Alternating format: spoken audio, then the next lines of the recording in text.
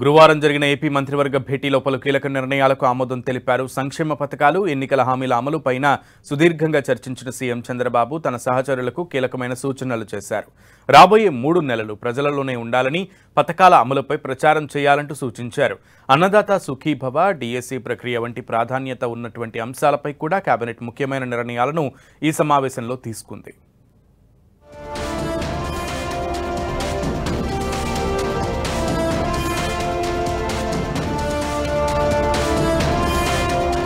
AP మంత్రివర్గ సమావేశంలో సంక్షేమ పథకాల అమలుపైన కీలక చర్చ జరిగింది. వచ్చే విద్యా సంవత్సరం నుంచి తల్లికి వందనం అమలు చేయాలని నిర్ణయించారు. రాష్ట్రంలో ఆర్థిక పరిస్థితిపైన మంత్రివర్గంలో వివరించారు.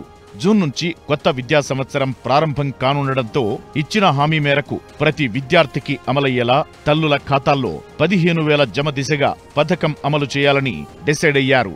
అలానే స్కూళ్లు తెరిచేలోపే డిఎస్సి ప్రక్రియ పూర్తి చేయాలని చంద్రబాబు సూచించారు. అన్నదాత సుఖీభవగా అమలు చేయనున్న రైతు భరోసాపై మంత్రులకు చంద్రబాబు కీలక ఆదేశాలిచ్చారు. రైతుల పథకం అమలు కోసం విధి విధానాల ఖరారుపైన మంత్రులు ఫోకస్ చేయాలని నిర్దేశించారు. ఏప్రిల్ నుంచి మత్స్యకార పథకం అమలు చేయాలని నిర్ణయించారు. ఇప్పటికే కేంద్రం అమలు చేస్తున్న పీఎం కిసాన్తో పాటుగా అన్నదాత సుఖీభవ అమలు చేసేలా ప్రభుత్వం నిర్ణయించింది. 3 విడతల్లో ఈ నిధులు రైతుల ఖాతాల్లో జమ చేయాలనేది తాజా ప్రతిపాదన.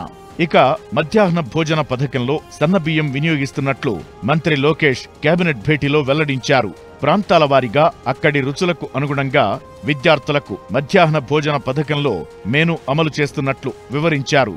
మొత్తం 21 అంశాలపై చర్చించి నిర్ణయాలు తీసుకున్న మంత్రివర్గ భేటీలో మద్యం వ్యాపారులకు మార్జిన్ను 10.5 నుంచి 14% పెంచేందుకు గ్రీన్ సిగ్నల్ ఇచ్చారు. భారత్లో తయారైన విదేశీ మద్యం, బీర్, ఎఫ్ఎల్ స్పిరిట్లపై అదనపు రిటైల్ ఎక్సైజ్ ట్యాక్స్ సవరణను ఆమోదించారు.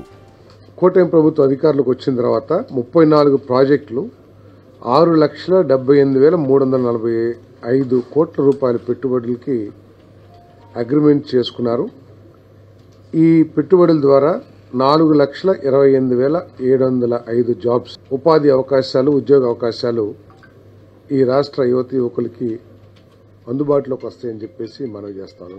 ముఖ్యమంత్రి గారు అగాధంలో నెట్టబడిన ఈ రాష్ట్రాన్ని అభివృద్ధి పదంలోకి తీసుకురావటానికి, భవిష్యత్తు ఆగమ్య గోచరంగా మారిపోయిన యువతీ యువకులకు మంచి ఉద్యోగ అవకాశాలు కల్పించాలనే లక్ష్యంతో ఆయన అహర్నిశలు కష్టపడి మరి ఈ పెట్టుబడులన్నీ కూడా తీసుకురావడం జరిగిందని చెప్పేసి మనం చేస్తాను.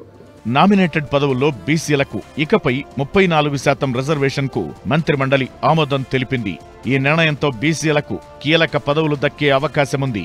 ఇదే సమయంలో నామినేటెడ్ పోస్టుల్లో బీసీ, ఎస్సీ, ఎస్టీ, మైనారిటీలకు 50% రిజర్వేషన్ కల్పిస్తూ 2019లో చేసిన చట్టాన్ని వెనక్కు తీసుకుంటూ నిర్ణయం తీసుకున్నారు.